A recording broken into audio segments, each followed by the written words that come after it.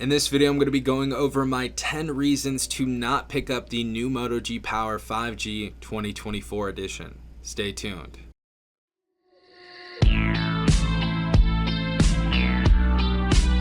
Alright everyone, hopefully you guys are having a good day. Hopefully everyone is safe out there. I've been using this device for well over a week now, and I think it's time to give you guys my reasons to not pick up this device. And if you guys didn't see my first video, go ahead and check it out. I actually made a video on 10 reasons why you should buy the Moto G Power 5G. So if you guys want to see my reasons on that, I'll leave a link in the description down below for you guys. Alright guys, so starting off with my first reason to not buy this device, and this is a very minor issue as well for most people anyways. For a lot of people, I feel like this may be a major issue, but the first one is going to be weak haptics. And if you guys don't know what haptics are, they're basically the vibration that you get when texting or typing. This does not have a strong haptic feedback at all, and if you guys are looking for a phone like that, this is probably not the phone for you. And again, most people are not going to care about this, but I think the reason why this is happening is because this phone is completely made out of plastic, so you're not getting a strong vibration inside of it compared to something like the Galaxy A35 or the Galaxy A55. So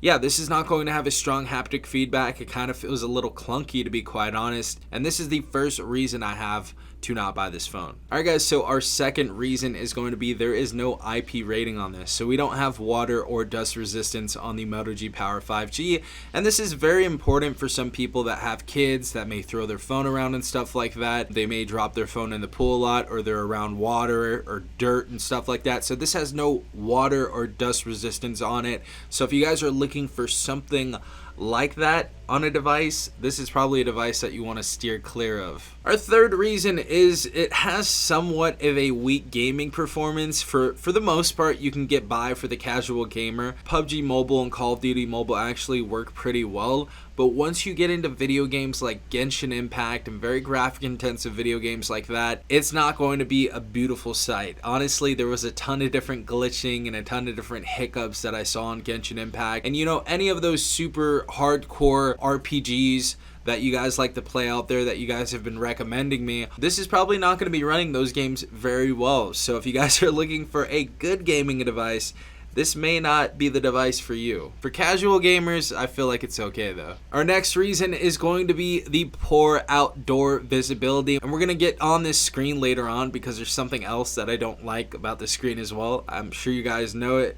But this doesn't have a super bright screen. It doesn't have the highest nits of brightness. I don't even think it set it on its website in the specification section. But in direct sunlight, this isn't the greatest phone. This honestly isn't the greatest phone. So if you guys are looking for a phone with good visibility and you guys are constantly in the sunlight, you may be a construction worker, you work outside, or you're just constantly outside and want a super bright screen, this isn't going to be one with a super bright screen. Indoors, it's totally fine. I think the display, honestly, head-on looks really good and it's bright, but once you get into certain conditions like sun and stuff like that, doesn't do too well. Fifth reason is going to be that we have absolutely no charger inside the box. As you guys can see, we have a USB Type-C to Type-C data cable, but we have no wall charger inside of here, which actually sucks because we do have a 30-watt rating on here. So we can charge this phone at 30 watts, which is great to see, amazing. It's actually better than the Galaxy A54, the A55, the A35, and many other devices around this price range. So it sucks that we don't have a wall charger inside of here. So if you guys want to find a 30-watt charger, you're probably gonna have to go to Best Buy or have to go to Amazon and purchase it on there. Alright y'all, our next reason is going to be that we only have one operating system update. I don't know about the security patches and stuff like that, but I still think that we're only going to be covered for a year for Motorola. And Motorola is honestly not the greatest with that. They're kind of notoriously bad at updating their devices, so kind of sucks to see that in 2024, and it's honestly unacceptable at this point, just because you know, you have budget devices like the Galaxy A15 getting 4 years of operating system updates or 3 years of operating system updates, which is crazy. Even closer, the A35 and the A55 getting 4 years of OS updates, the Pixel 6a, a ton of different devices getting very, very decent support promised on their devices. So One OS update is definitely not the greatest to see in the world, especially since people are not upgrading their phone as much. And our next reason is going to be the display honestly isn't that great of quality, and in the day and age where you see a lot of AMOLED and OLED displays on $300 phones, you're not going to get that on here. It's an LCD display, and head on it actually looks good. So when you go on YouTube, you're watching your HDR videos, you're on Netflix, or you're scrolling through social media, it's gonna look totally fine. But if you guys turn it right here, it's gonna wash out like it's a TFT display. So the viewing angles in particular on this are honestly what make or break this. But for the most part, I feel like the display's fine. It's totally cool playing video games, watching social media videos, all that type of stuff. But once you get into them viewing angles, man, it ain't gonna look good. So if you're trying to pay Temple Run on this, you're definitely gonna notice that, or something like Asphalt 8 or whatever. But yeah, viewing angles aren't that good. Our next reason is going to be that we have some thick and ugly bezels on this phone, and we are in 2024 and we still are seeing these bezels on here. I get that Motorola wants to differentiate between their flagship, mid-range, and budget devices, but my god, at the bottom of this phone we have the thickest bezel I have ever seen right there. Unacceptable in 2024.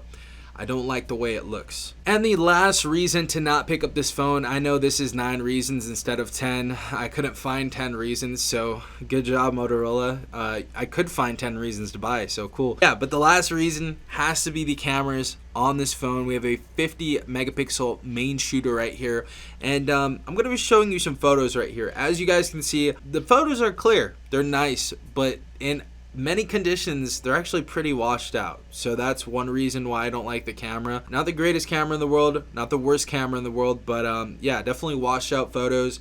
As far as our videos go too, we actually have decent stability, especially in 60 frames per second. I was so surprised to see that.